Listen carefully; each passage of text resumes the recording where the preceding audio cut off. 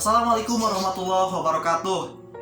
Perkenalkan, nama saya Maulana Fadil Akbar dari jurusan Hukum Keluarga C semester 4. Baik, di sini saya akan membahas mengenai profesi notaris. Apa saja tugas notaris?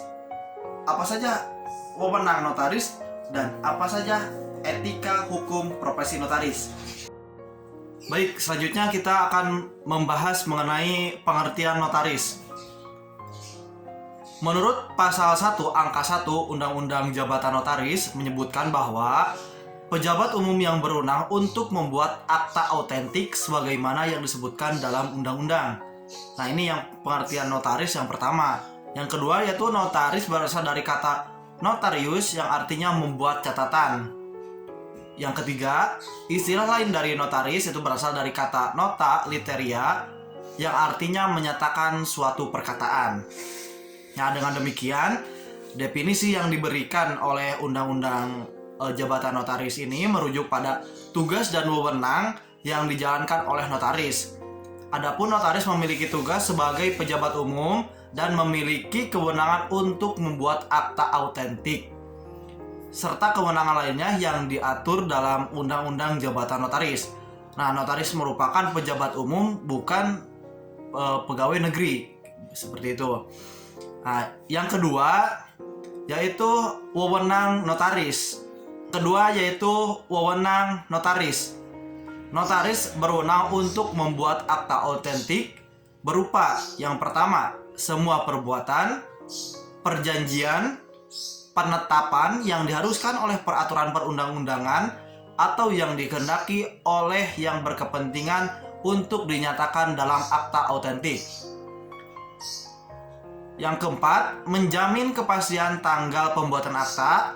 Yang kelima, menyimpan akta. Yang keenam, memberikan gros. Yang ketujuh, salinan dan kutipan akta.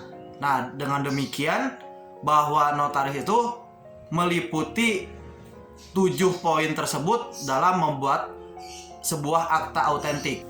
Nah, perlu diketahui bahwa notaris sendiri yaitu mempunyai etika kepribadian sebagai pejabat umum. Selain menjabat sebagai notaris, notaris juga memiliki etika sebagai pejabat umum, di mana etika tersebut yaitu meliputi berjiwa Pancasila, taat kepada hukum, sumpah jabatan, kode etik notaris, berbahasa Indonesia yang baik. Nah, dengan demikian bahwa seorang notaris itu harus memiliki yang pertama, jiwa Pancasila, taat kepada hukum, dan berbahasa Indonesia yang baik agar diterima di masyarakat atau dapat dipahami di masyarakat. Selanjutnya yaitu etika notaris sebagai profesional.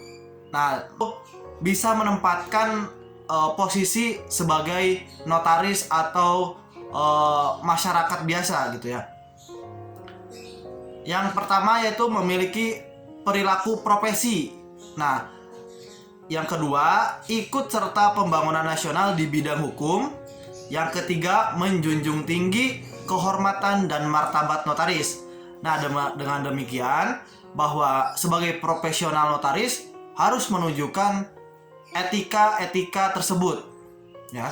Yang selanjutnya yaitu membahas etika melakukan tugas, di mana notaris dalam melakukan tugas diatur dalam poin-poin etika dalam melakukan tugas. Di antaranya yaitu pertama, menyadari kewajibannya bekerja sendiri, jujur, tidak berpihak, dan penuh rasa tanggung jawab. Tentu sebagai notaris harus memiliki jiwa rasa tanggung jawab, dan yang paling utama yaitu kejujuran.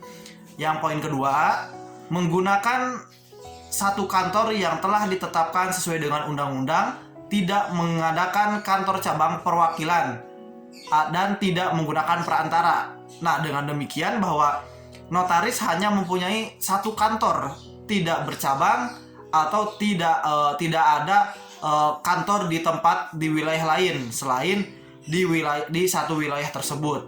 Oke. Yang poin ketiga yaitu tidak menggunakan media massa yang bersifat promosi.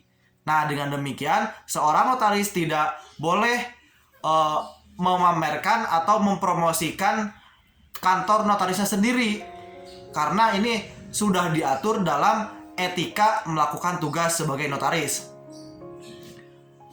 Yang selanjutnya yaitu etika pelayanan terhadap klien, sebagaimana yang diatur dalam Undang-Undang Jabatan Notaris. Di antaranya yaitu etika dalam pelayanan klien. Yang pertama, memberikan pelayanan hukum kepada masyarakat yang memerlukan jasanya dengan sebaik-baiknya.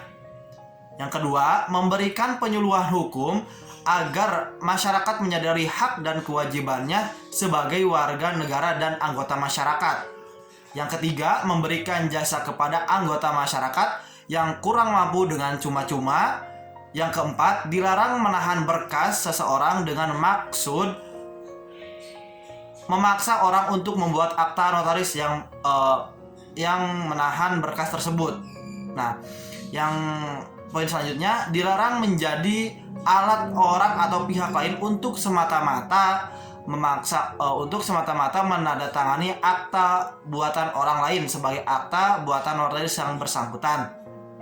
Yang selanjutnya, dilarang mengirim, meminta kepada klien atau lainnya untuk ditandatangani oleh klien atau yang bersangkutan dalam hal ini.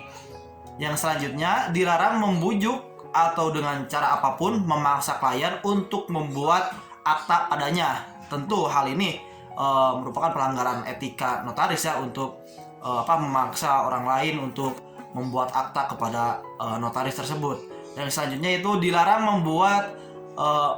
membentuk kelompok di dalam tubuh ini ya, dengan tujuan untuk melayani kepentingan suatu instansi atau lembaga secara khusus, menutup kemungkinan anggota lain untuk berpartisipasi. Nah, selanjutnya yaitu etika hubungan dengan sesama rekan. Sebagaimana yang diatur, selain dari etika-etika yang telah disebutkan, notaris juga diatur dalam beretika sesama rekan notaris. Yang pertama, saling menghormati dalam suasana keluarga. Yang kedua, tidak melakukan persaingan yang merugikan sesama rekan notaris, baik berupa moral ataupun material. Yang ketiga, harus saling menjaga dan membela kehormatan dan nama baik kop notaris atau dasar rasa solidaritas dan sikap tolong-menolong secara konstruktif. Nah, jelas bahwa notaris telah diatur atau mempunyai etika sendiri sesama rekan notaris. Apakah kalian sudah paham melihat tayangan dari awal sampai akhir? Oke-nya. Baik, itu saja yang dapat saya sampaikan. Semoga bermanfaat. Billahi taufiq wal hidayah. Wassalamualaikum warahmatullahi wabarakatuh.